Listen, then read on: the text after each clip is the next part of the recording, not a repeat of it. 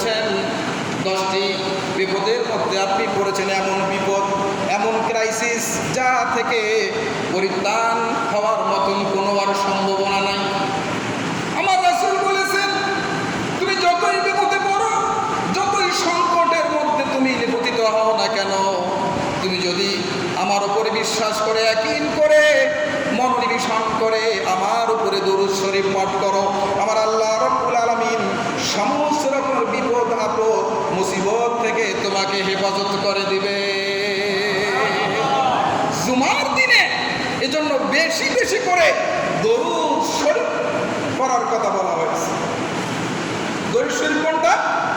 দরুদের মধ্যে সব থেকে উত্তম দরুদ হচ্ছে আমরা যে দরুদটি নামাজে পড়ি, দরুদে ইব্রাহিম। পড়েন তো একবার, আল্লাহুম্মা সাল্লি আলা মুহাম্মাদিন ওয়া আলা আলি মুহাম্মাদ কামা সাল্লাইতা আলা ইব্রাহিম ওয়া আলা আলি ইব্রাহিম ইন্নাকা হামিদুম মাজিদ।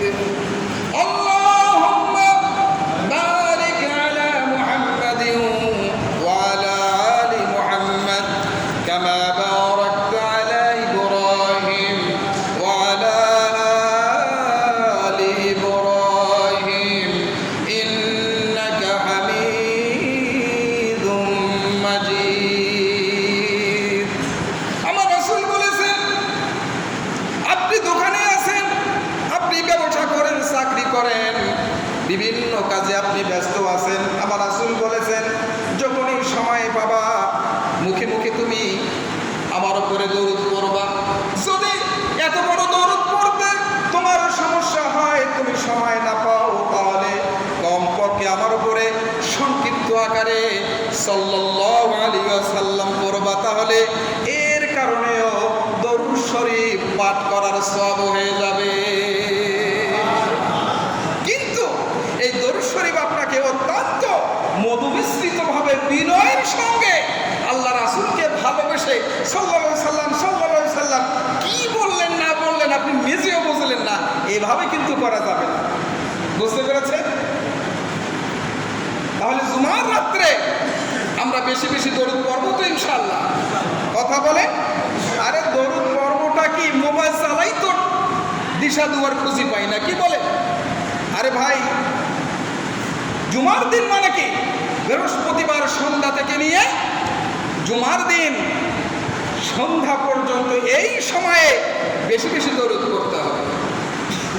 বেশি বেশি দরুদ পড়লে আমার রাসূল বলেছেন, যে ব্যক্তি আমার জন্য যত বেশি দরুদ পাঠ করবে, কিয়ামতের দিন মুসিবতের সময় আমার ওই উম্মত আমার তত নিকটবর্তী হয়ে যাবে।